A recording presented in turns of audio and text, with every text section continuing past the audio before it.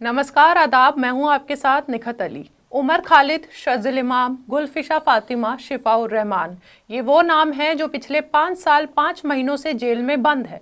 इन पर दिल्ली दंगों में शामिल होने का आरोप है।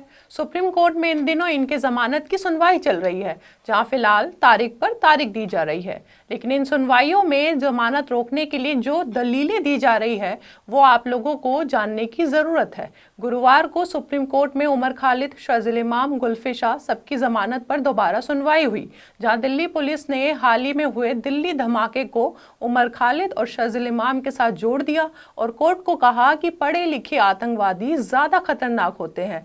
दिल्ली पुलिस की ओर से पेश additional solicitor general SV Raju ने लाल किले में हुए धमाके का हवाला देते हुए ये तक कह दिया कि जब पढ़े लिखे बुद्धिजीवी आतंकवादी बन जाते हैं तो वो ज्यादा खतरनाक हो जाते हैं। अब डॉक्टरों और इंजीनियरों का देश विरोधी गतिविधियों में शामिल होना एक ट्रेंड बन गया है।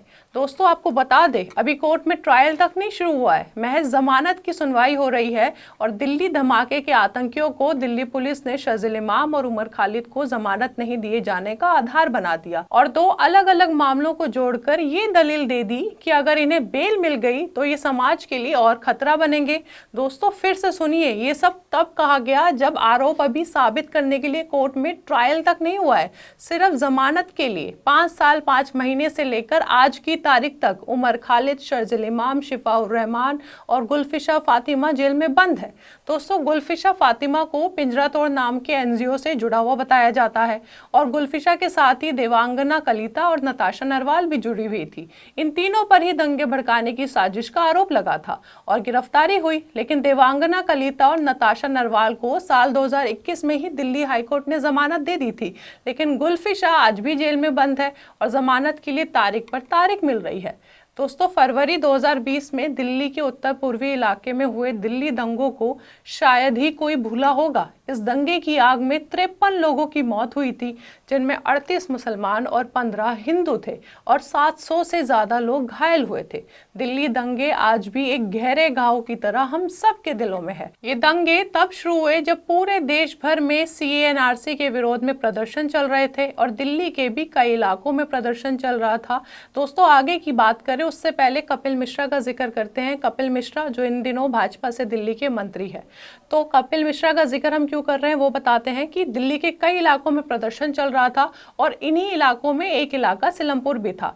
तो कपिल मिश्रा सिलमपुर से थोड़ी दूर मौजपुर इलाके में पहुंचते हैं और कपिल मिश्रा DCP की मौजूदगी में खुलेआम धमकी भरे अंदाज में कहते हैं कि प्रदर्शन करने वालों को हटाओ वरना हम हटाएंगे। मैं आप सबके बिहाफ पे ये बात कह रहा हूँ, ट्रंप के जाने तक तो हम शांति से जा रहे हैं, लेकिन उसके बाद हम आपकी भी नहीं सुनेंगे अगर रास्ते खाली नहीं हुए तो। ठीक है, उसके बाद हमें रोड पे आना पड़ेगा। ठीक है।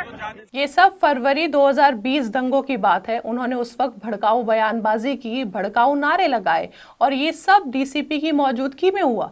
बावजूद इसके कपिल मिश्रा पर दिल्ली पुलिस ने कोई FIR नहीं की और जब निचली अदालत ने एक याचिका पर सुनवाई करते हुए दिल्ली पुलिस को डांटते हुए कपिल मिश्रा पर FIR करने को कहा तो ऊपरी अदालत ने इस आदेश को भी रद्द कर दिया। तो ये FIR जो कभी नहीं हुई वो आगे भी नहीं होगी, क्योंकि सामने दिल्ली के भाजपा से मंत्री कपिल मिश्रा है।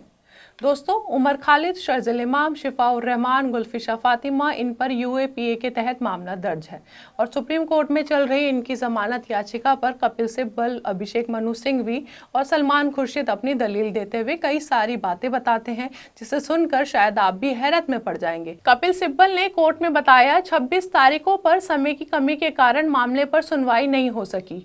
59 तारीखों पर सरकारी वकील के मौजूद न होने के कारण मामले पर सुनवाई नहीं हो सकी। 4 तारीखों पर वकीलों की हड़ताल के कारण कोई सुनवाई नहीं हुई। फरवरी 2020 के दंगों से जुड़ी 751 FIR दर्ज की गई है, लेकिन उमर के खिलाफ सिर्फ एक FIR में आरोप लगाए गए हैं। अगर वो दिल्ली दंगों के मास्टरमाइंड है तो सिर्फ एक FIR में उनका नाम क्यों है? खालिद तो उन तारीखों पर दिल्ली में मौजूद भी नहीं थे, पर उन्हें जमानत नहीं दी गई। सबूत और गवाह वही है। कपिल सिब्बल आगे कहते हैं उनके पास से कोई हथियार या कोई आपत्तिजनक सामान बरामद नहीं हुआ है। उमर उमर खालिद के खिलाफ किसी भी हिंसा का कोई फिजिकल सबूत नहीं है। खालिद पर हिंसा के लिए कोई फंड जमा करने या हिंसा की अपील करने का कोई आरोप नहीं है। खालिद के खिलाफ एकमात्र आरोप एक भाषण है जो उन्होंने 17 फरवरी को महाराष्ट्र के अमरावती में दिया था। उस भाषण में असल में अहिंसा के गांधीवादी सिद्धांतों का जिक्र किया गया था और इसे किसी भी तरह से भड़काऊ नहीं माना जा सकता। तो ये सारी दलीलें कपिल सिब्बल सुप्रीम कोर्ट में पेश कर चुके हैं और दिल्ली पुलिस भी अपनी दलील सुप्रीम कोर्ट में गुरुवार को पेश कर चुकी है, जहां शर्जिल इमाम के कुछ वीडियो भी कोर्ट में चलाए गए। दिल्ली पुलिस के मुताबिक इन वीडियो में शर्जिल इमाम पर भड़काऊ भाषण देने का आरोप है, जहां वो चक्का जाम जैसी बातों को कर रहे थे। दिल्ली पुलिस ने ये भी कहा जब दंगे भड़के थे तब अमेरिका के राष्ट्रपति डोनाल्ड ट्रंप भारत के दौरे पर थे और जानबूझकर इसी वक्त दंगों को भड़काया गया ताकि पूरी दुनिया की नजर दिल्ली पर हो। तो ये सारी दलीलें दिल्ली पुलिस ने जमानत याचिका के खिलाफ दे डाली। दिल्ली धमाके को भी एक मौका समझकर इनकी जमानत याचिका के विरोध में इस्तेमाल किया। बहरहाल तो ये सारी दलीलें दिल्ली पुलिस की थी जो हमने आपको बतानी जरूरी थी। अब पिछले लगभग 5.5 सालों से उमर खालिद, शर्जिल इमाम, शिफाउर रहमान, गुलफिशा फातिमा जमानत के लिए निचली अदालत में अर्जी देते रहे हैं। वहां से खारिज होने के बाद हाई कोर्ट में अर्जी देते हैं, वहां भी साफ तौर पर जमानत देने के लिए मना कर दिया जाता है। फिर सुप्रीम कोर्ट में 31 अक्टूबर से जमानत पर सुनवाई चल रही है, जहां आज की तारीख तक कोई फैसला नहीं हुआ है और आगे फिर एक तारीख दे दी गई है। लेकिन अब उम्मीद है कि कोई फैसला तो जल्द आएगा क्योंकि सारे पक्ष अपनी दलील कोर्ट के सामने रख चुके हैं। अब अगली सुनवाई में हो सकता है फैसला आ जाए या हो सकता है कोई अगली तारीख हो, लेकिन कोर्ट का फैसला आखिरी फैसला होगा जिसे हम सबको मानना होगा। पर जाते जाते आपको एक फर्क भी समझाना है एक खबर के साथ। अखलाक याद है आपको? 52 साल के अखलाक, जिन्हें 28 सितंबर 2015 को उत्तर प्रदेश के दादरी के बिसहरा गांव में भीड़ ने घर में घुसकर पीट कर मार डाला था, इस शक में कि अखलाक के घर में गौ मांस था, लेकिन जांच में वो मटन का मांस निकला। लेकिन इस शक ने अखलाक की जान ले ली थी और बेटे को भी जबरदस्त तरीके से घायल कर दिया था उस हत्यारी भीड़ ने। इस भीड़ में 19 लोग शामिल थे जिन पर एफआईआर हुई। आपको पता है इन सभी के लिए यूपी सरकार ने इनाम देने की शुरुआत कर दी है। अब 10 सालों बाद नवंबर 2025 में यूपी की योगी सरकार ने उन सभी आरोपियों के खिलाफ दर्ज केस वापस लेने का आवेदन दायर किया है।